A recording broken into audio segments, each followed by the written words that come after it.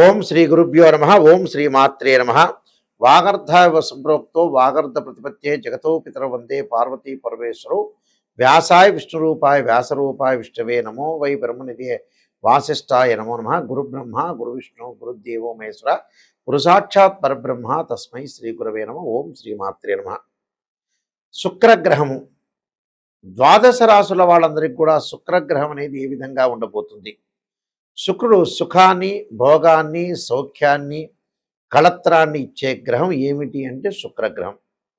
ప్రధానంగా శుక్రుడు లగ్జరీ లైఫ్ని, కాస్మెటిక్స్ని, అందాన్ని, నూతన వస్త్రాలు, అలానే వాహనాలు, దానితో పాటు కొద్దిగా ఆర్థిక స్థితిగతి మెరుగుపడాలంటే కూడా ఒక 20% శుక్రుడు యొక్క అనుగ్రహం ఉండాలంటారు.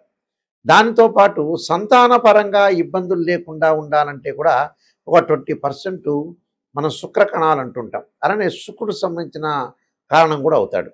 అందువల్ల శుక్రగ్రహం కూడా లగ్జరీగా భోగభాగ్యాలు కానీ అనుభవించాలన్నా కూడా శుక్రుడు కారణభూతుడు అవుతాడు. ముఖ్యంగా అన్నిటికంటే ప్రధానమైన కారణం ఏంటంటే వివాహం.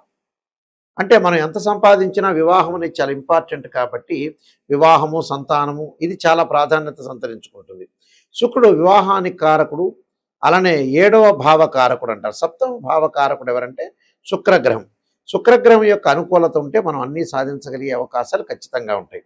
ఇప్పుడు ఈ సంవత్సరం వచ్చేటప్పటికల్లా మార్చి 2వ తారీఖున శుక్రుడు మీనరాశిలో సంచారం చేస్తున్నాడు. సహజంగా శుక్రుడికి ఏమిటి అని అంటే వృషభ తుల రాశులు స్వక్షేత్రాలు, ఉచ్చక్షేత్రం ఏంటంటే మీనరాశి, నీచక్షేత్రం ఏంటంటే కన్యారాశి. శుక్రుడు మీనరాశిలో ఇక్కడ ఉచ్చస్థానంలో ఉండటం వల్ల చాలా మంచి ఫలితాలు జరిగే అవకాశాలు ఎక్కువగా ఉంటాయి. కాబట్టి శుక్రగ్రహం అనేది ఏ విధంగా ఉండబోతుంది, ద్వాదశ రాశుల వాళ్ళకి మరి శుక్రుడి యొక్క అనుకూలత ఏ విధంగా ఉండబోతుందో మనం తెలుసుకుందాం ఒకసారి. మేషాది ద్వాదశ రాశుల వాళ్ళందరికీ కూడా శుక్రగ్రహం యొక్క ఫలితం ఏ విధంగా ఉందో ఒకసారి తెలుసుకుందాం. శుక్రుడు నెల రోజుల పాటు ఉంటాడు, ఒక రాశి నుంచి మరొక రాశికి మారుతూ ఉంటాడు. శుక్రుడు మీనరాశికి రావడానికి సంవత్సర కాలం పడుతూ ఉంటుంది. ఈ సంవత్సరం తర్వాత ఒక సంవత్సర కాలం తర్వాత మళ్ళీ మీనరాశిలోకి ఉచ్చస్థితిలోకి రావటం వల్ల శుక్రుడు యొక్క ఫలితాలు ఏ విధంగా ఉన్నాయో ఒకసారి తెలుసుకుందాం. మకర రాశి వారికి శుక్రగ్రహం యొక్క ఫలితం ఏ విధంగా ఉండబోతుంది? మకర రాశి వాళ్ళకు ప్రత్యేకంగా పంచమాధిపతి శుక్రుడు అవుతాడు. అలానే ఈ పంచమాధిపతి శుక్రుడు వల్ల మకర రాశి వాళ్ళకి ఏ విధంగా ఉండబోతుంది? తృతీయ స్థానంలో శుక్రుడు యొక్క ఫలితం వల్ల ఎవరికి కూడా ధనాన్ని ఇచ్చే అవకాశం అనేది కలిగించొద్దండి. మీరు ఇవ్వద్దు, వాళ్ళ దగ్గర తీసుకోవద్దండి. అంటే ఉద్యోగపరంగా కానీ వ్యాపార పరంగా కానీ కొన్ని ఆటంకాలు లభించే అవకాశాలు ఎక్కువ ఉంటాయి. అంటే జాయింట్దారులతోటి గొడవలు జరిగే అవకాశాలు ఉండటం ఒకటి, ధన నష్టాలు కలగటం ఒకటి, చేయు పనులలో వెన్నుపోటు కలిగే అవకాశాలు, ప్రత్యేకంగా శత్రు వృద్ధి కలగటం, కుటుంబంలో అనారోగ్యములు, అధిక వ్యయం కలిగే అవకాశాలు ఉంటాయి. దాయాదులతో విరోధ భావాలు, అంటే అన్నదమ్ముల పిల్లలు ఉంటారు కదా, అలాంటి వాళ్ళతో విరోధ భావాలు, నమ్మిన వారి వల్ల మోసపోయే అవకాశాలు ఎక్కువ ఉంటాయి. ఎవరినో మనం నమ్ముకుంటాం, మంచి వాళ్ళని నమ్మటం అనేది మనకు ఆచారంలో లేదు కాబట్టి చెడ్డవాళ్ళని నమ్మటం అనేది యాస్టేజ్గా జరుగుతుంది కలియుగంలో. నమ్మిన వారి వల్ల మోసపోవటం, ఊహించని ప్రయాణాల వల్ల ప్రయాసలు, అంటే వ్యయ ప్రయాసలు, శ్రమకు తగ్గిన ఆదాయం అనేది ఉండదు. అంటే ఎంత కష్టపడినా కూడా మనకు ఫలితం వచ్చే అవకాశాలు ఖచ్చితంగా ఉండవు. కాబట్టి దీనికి కొన్ని పరిహారాలు చేసుకోవాలి. వీలైతే మీరు శుక్రుడి యొక్క శ్లోకాలు, మంత్రాలు, కమలాదేవి స్తోత్ర పారాయణం చేయటం, శుక్రవారం ఉపవాసం ఉండటం, అలానే శుక్రుడి యొక్క ఆరాధన చేయటం, అలానే స్త్రీలు ముఖ్యంగా ముత్తైదులను తీసుకొచ్చి వాళ్ళకి చీర, జాకెట్ లాంటివి కూడా పండు, ఫలం అనేది ఇవ్వటం అనేది చాలా మంచిది. దానివల్ల శుక్రదోషం అనేది తొలగిపోతుంది. అలానే వీలైతే ఇంకా బాగా చేయాలంటే పురుగు పాశుపతాస్త్ర హోమము, అంటే దానికంటే ముందు అభిషేకం చేసి దాన్ని హోమం చేసి దానికంటే ముందు జపం చేయటం, అంటే జపము, అభిషేకము, హోమం ఈ 3 కూడా వరుసగా చేస్తే కూడా చాలా మంచి ఫలితాలు జరిగే అవకాశాలు ఎక్కువగా ఉంటాయి. శీఘ్రంగా వివాహం జరిగే అవకాశాలు కూడా ఖచ్చితంగా ఉంటాయి. శుక్రగ్రహ దోషం ఎప్పుడూ కూడా ఉండకూడదు. సహజంగా మనం ఒక బర్త్ చార్ట్ను మనం తీసుకునేటట్టయితే ఇవన్నీ కూడా నేను చెప్పినవన్నీ కూడా గోచార ఫలితాలు అంటారు. బర్త్ చార్ట్కి గోచారానికి చాలా లాట్ ఆఫ్ డిఫరెన్స్ ఉంటుంది, తెలుసుకోవాలి అందరూ కూడా.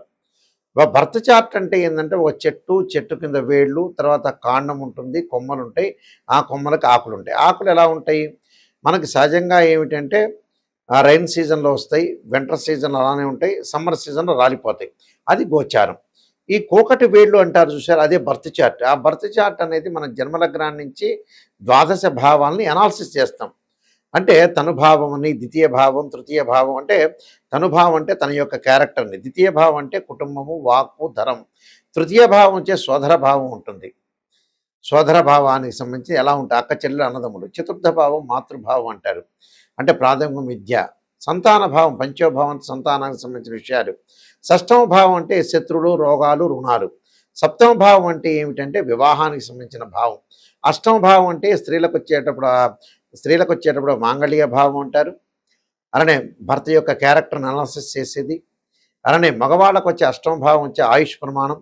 అలానే తొమ్మిదవ భావం అంటే భాగ్యభావం అంటారు, అంటే భాగ్యం ఎలా ఉంటుంది. దశమ భావం వచ్చేటప్పటికల్లా వృత్తిపరంగా ఉండేది.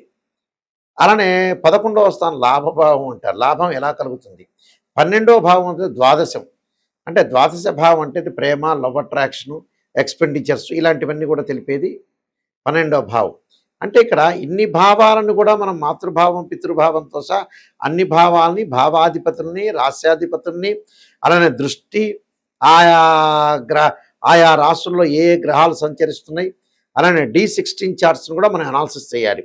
ఒక వివాహం కావట్లేదు అంటే ఖచ్చితంగా నవాంశము, భావచక్రము, రాశిచక్రం 3 అనుసరించాలి.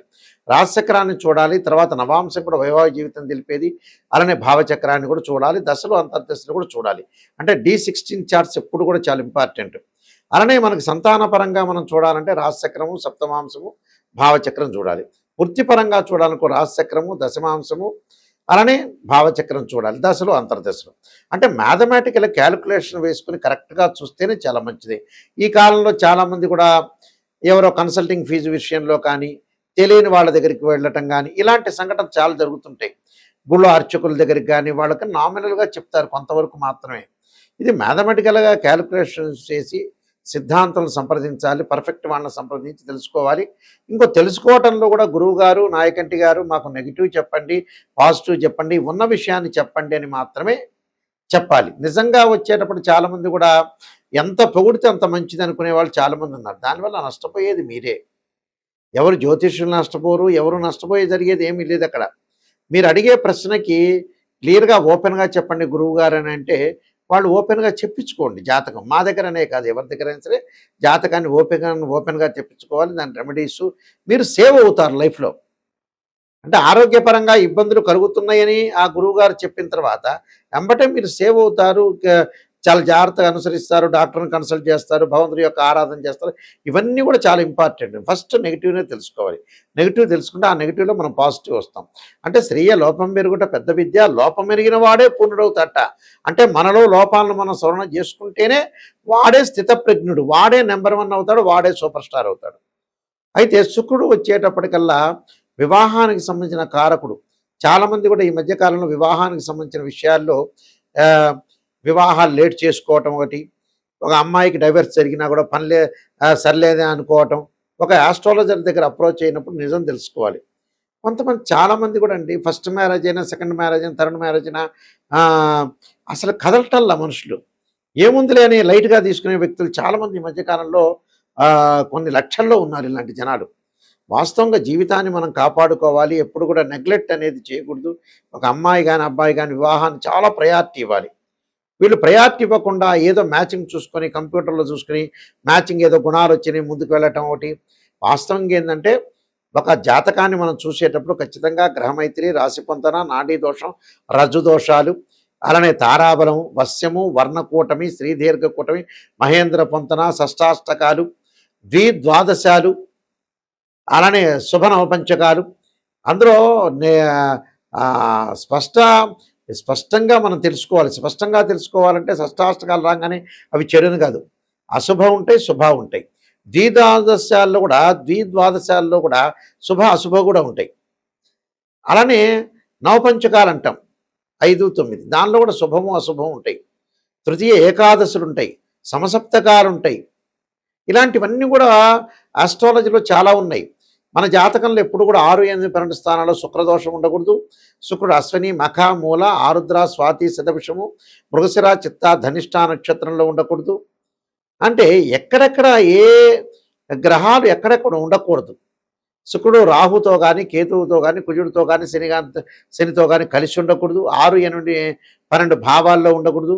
శుక్రుడు పుష్యమి, అనురాధ నక్షత్రాల్లో ఉండకూడదు. అంటే శని నక్షత్రాల్లో కూడా వాస్తవంగా పుష్యమి, అనురాధ, ఉత్తరాభాద్ర నక్షత్రంలో కూడా ఉండకూడదు.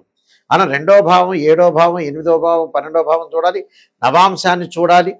లగ్జరీగా అనుభవిస్తున్నామా లేదా చూడాలి. అసలు వివాహం అవుతుందా కాదా చూడాలి. కొంతమందికి దగ్గరికి వచ్చినట్టు వచ్చి వివాహాలు వెనక్కి వెళ్ళిపోతుంటాయి. నిజంగా నెగ్లెక్ట్ చేస్తుంటారు. ఒక సంబంధం పోగానే ఫెయిల్ కాగానే ఇంకో సంబంధం అప్పుడు కూడా చాలా ఆశ్చర్యకరమైన విషయం ఏంటంటే ప్రజల్లో తెలుసుకున్నది, ఒక సంబంధం ఒక మనిషికి ఫెయిల్ అయిపోయిన తర్వాత, డివోర్స్ జరిగిన తర్వాత మళ్ళీ అతను జాతకాన్ని చూపించుకోవటం, సరైన రెమెడీస్ చేసుకోలేకపోవటం చేస్తున్నాడు చాలామంది కూడా. జీవితం అనేది కొంతకాలం, ఏం 90 ఏళ్ళు 100 ఏళ్ళు బతికేది ఏమి లేదు. 50-55 ఏళ్ళు రాగానే జీవితంలో బోనస్ మార్కులే ఆయుష్. గుర్తుపెట్టుకోండి, ఈ మధ్యకాలంలో 100 ఏళ్ళు 200 ఏళ్ళు అనుకుంటున్నారు చాలామంది. అది కాదు. 55 ఏళ్ళు 60 ఏళ్ళు కాగానే ఫైనాన్షియల్ పరంగా కానీ, పెళ్ళిళ్ళ పరంగా కానీ, పెళ్ళి అనేది ఖచ్చితంగా ఇన్ టైంలో జరగాలి. డబ్బులు సంపాదన ఇన్ టైంలో ఉండాలి. ఎప్పుడో వచ్చి గురువుగారు, నాయకంటి గారు, మేము 60 ఏళ్ళు వచ్చినాయండి, 65 ఏళ్ళు వచ్చినాయండి, నేను ఎంత సంపాదించాలి, ఏం సంపాదించాలి, నేను ఇప్పుడు బిజినెస్ చేస్తున్నా అంటే అయిపోతుంది జీవితం. శరీరంలో విటమిన్లు తగ్గినట్టుగానే మన కిడ్నీ, హార్ట్, ఐ ప్రాబ్లమ్స్, రకరకాల శరీరంలో కొన్ని భాగాలు ఉంటాయి. ఆ భాగాలు ఏమవుతుందంటే రోజు రోజుకి ఆ భాగాలు తగ్గిపోతుంటాయి. దాని యొక్క పవర్ తగ్గుతుంటుంది. అలానే దశలు, అంతర్దశలు వచ్చిన తర్వాత కూడా మనం చేయాలనుకున్నా కూడా వాటి యొక్క ఎఫెక్ట్ కూడా తగ్గిపోతుంటుంది. అంటే మన మీద కరెక్ట్ రిజల్ట్ ఇవ్వవు ఈ గ్రహాలు. ఇలాంటి విషయాలు మీరు ప్రత్యేకంగా గమనించండి.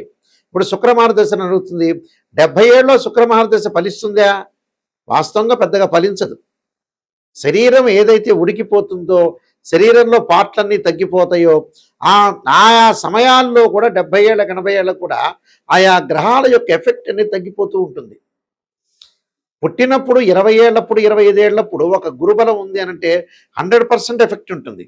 శుక్రుడు యొక్క ఎఫెక్ట్ 100% ఉంటుంది. 70 ఏళ్ల తర్వాత మాకు శుక్రమహారదశ వచ్చింది గురువుగారు, బ్రహ్మాండంగా ఉంటామన్నా కూడా శుక్రుడు పెద్దగా పనిచేయడు. అంటే మీ మీద ఎఫెక్ట్ పడదు అని అర్థం. అందువల్ల తొందరగా ఇన్ టైంలో లైఫ్ని ముందుకు వెళ్ళండి. తప్పకుండా ఇవన్నీ కూడా గోచారరీత్యా చెప్పబడే ఫలితాలు. మా www.nayakanti.com కానీ nayakanti.in సంప్రదించండి మీరు.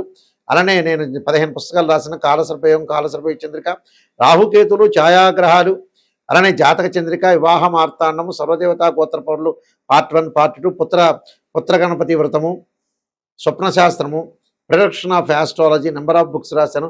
ఈ బుక్స్ మా బృహత్ పరిహార సింధు అని మా దగ్గర బుక్స్ దొరుకుతాయి. లేకపోతే రాజమండ్రి మోహన్ పబ్లికేషన్ వాళ్ళు కూడా మీరు సంప్రదించవచ్చు. ప్రతి విషయాన్ని ఎవరైనా సరే నన్ను సంప్రదించే వాళ్ళు నిజాన్ని మాత్రమే తెలుసుకునే వాళ్ళు మాత్రమే ఫోన్ చేయండి.